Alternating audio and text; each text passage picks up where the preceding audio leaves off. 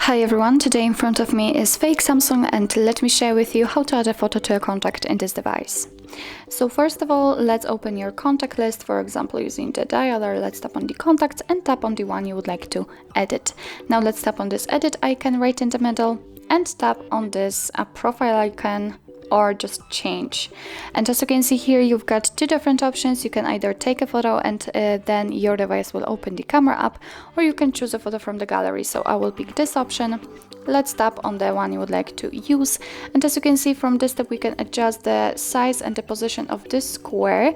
What's more, we can actually we cannot zoom in or zoom out the photo, so just position it like you want to, because this area is responsible for what we will see after saving.